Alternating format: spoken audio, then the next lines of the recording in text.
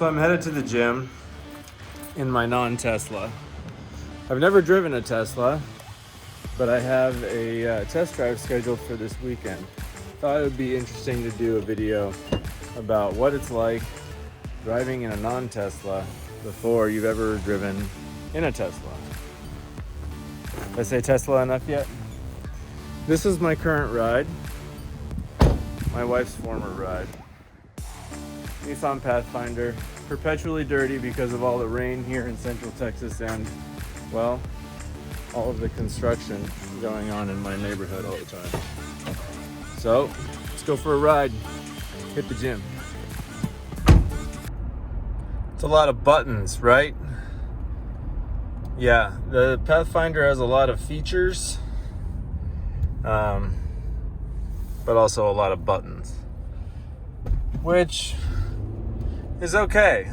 At first I thought it was too many, but you get used to where all the buttons are and you just learn what you're gonna touch to activate whatever it is you want to activate. Some of the buttons are redundant. There's some that I don't think I've ever used, like the voice button. I've never used it. I just used this MagSafe charger and hook up my phone. But as you can see, there's a number of cables. It's nice having the heated seat controls right here. Also have cooled seats, which I don't think the Tesla has, and in this climate here in Central Texas, that's going to be something that I'm probably going to miss if I switch over to a Tesla. Down here, we've got a nice dedicated button for heated steering wheel. And another cool feature that this Nissan Pathfinder has that I don't think the Tesla has, which is I can turn on and off a 120 volt outlet that resides back here in the center console for the back seats. So how much of this am I gonna miss? I mean, some of these things seem like they should be standard on a high-tech vehicle like a Tesla. Speaking of muscle memory, here's another thing. I get my sunglasses out of here all the time, and it's like second nature for me to grab them and put them right back when I'm done. More things that I'm probably gonna miss when I move to a Tesla. All right, here we go, getting on the freeway. Super exciting. Ludicrous. Oh, that was just Zoom. No, yeah. This is still a big, lumbering SUV. Takes a while to get up to speed. Tons of wind resistance. Pretty noisy interior cabin. Get this howl from the tires on the grooved pavement. I'm going 80 miles an hour. This part of the freeway has a 75 mile an hour speed limit, so I'm looking forward when I do my test drive to testing out the acceleration and to seeing whether I get the same level of road noise and kind of that howl from the tires and everything that I get in this vehicle, if that's the same in the Model Y. Yeah, I don't think I've mentioned that yet. It's the Model Y that I'm going to be test driving because honestly, it could be difficult to give up all this space that we've gotten used to having. I mean, we only have one kid, but still, we shop at Costco, so you need space for stuff. So this car, the trip computer tells me that I get 18.1 miles per gallon on average with the driving that I do around here, which is a combination of stop and go traffic and then high speed toll road traffic. So never really ideal conditions. Always pretty much going either 75, 80 on a toll road or sitting in bumper to bumper traffic or city streets. So this tank is about 18 gallons when I fill it up. So every fill up is roughly $40-$45, somewhere in that range right now. Now, when we moved here from California 7 years ago, gas prices were much higher,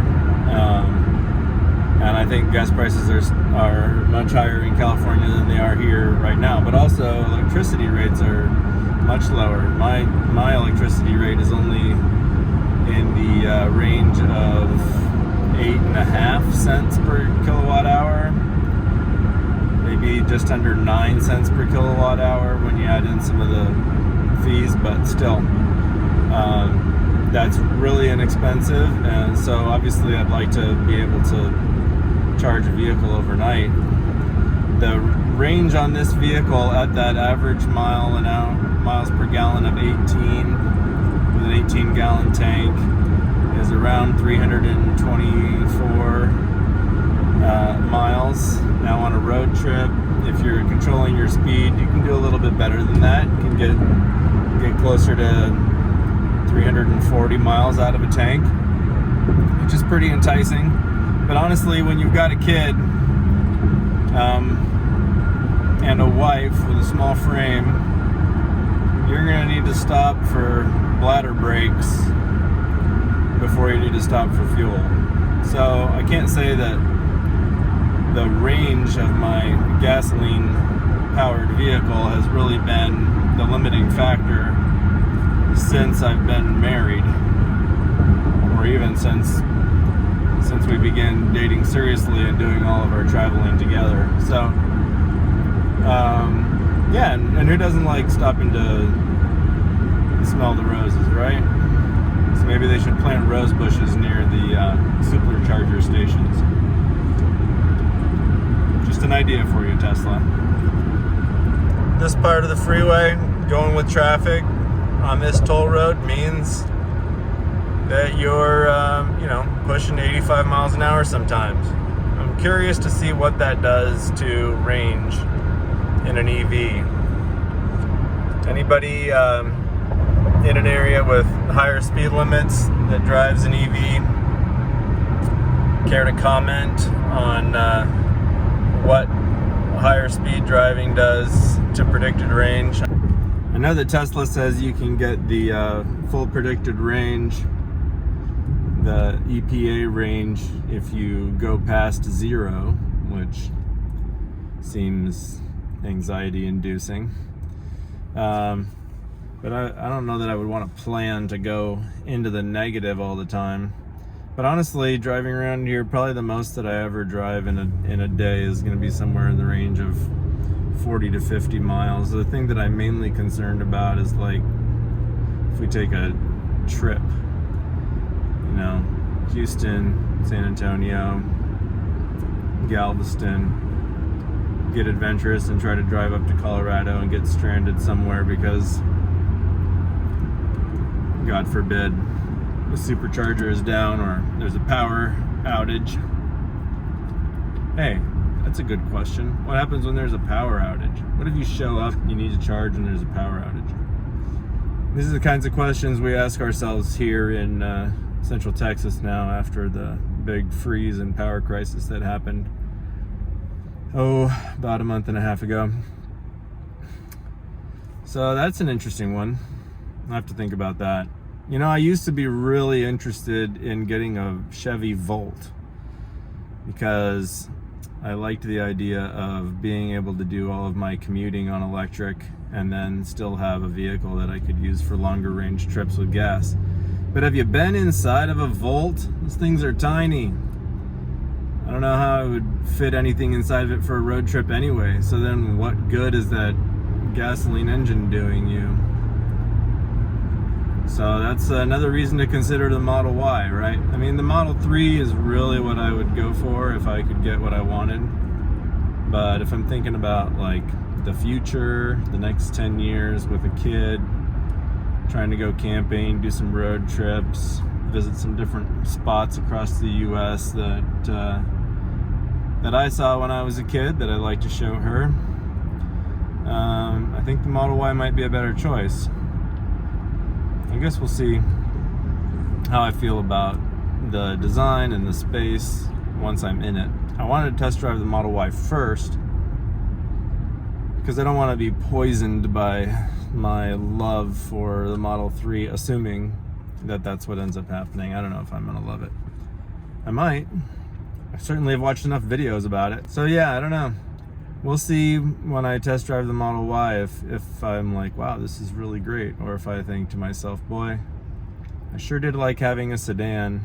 I used to have a BMW 330i when I met my wife, and then when we were in family mode, I had a Nissan Altima, which I had for 10 years, and I just recently sold.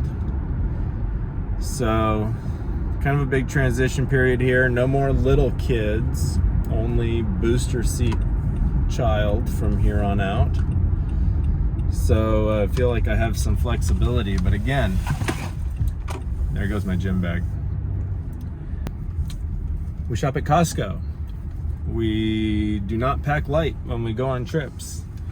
And we've never even taken a camping trip as a family yet, but I know that we all really want to. We were gonna start doing some of that stuff before all this pandemic crap started happening. All right, gonna go in and disrupt my routine at my gym regimen. Looking forward to my test drive. Got to get my sweat in first. So this is what I'm worried about, losing my cooled seats in the summer. I mean, it's not even summer, right? It's like 70 degrees on a spring day here in Central Texas. But in the summer, I come out from the gym and I get in my car. It's gonna be hot in here, especially with that glass roof, which I don't have. I got some decent insulation up here. But right now, I can just reach down here, crank on the cooled seat, and that'll start cooling me down pretty quick. Just like that. I mean, nice physical knobs.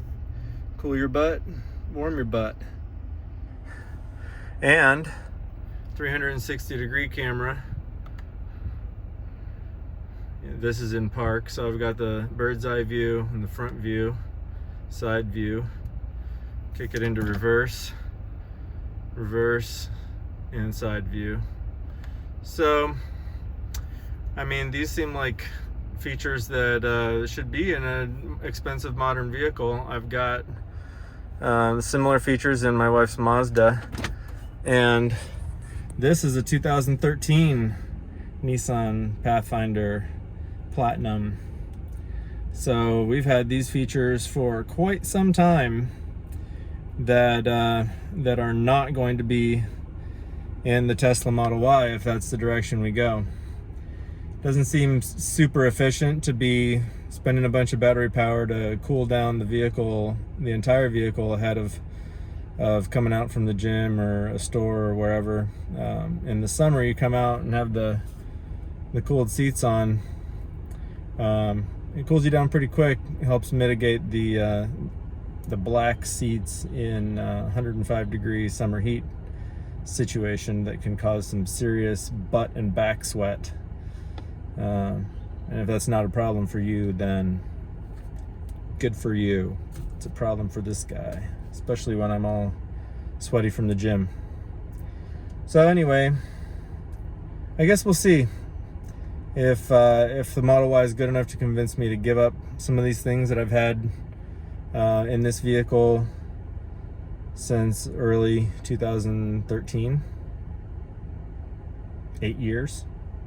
For 8 years we've had these features, and some of them are not in the Tesla Model Y. So that's interesting, considering how much more expensive it is. It's gonna have to be pretty good to convince me to switch.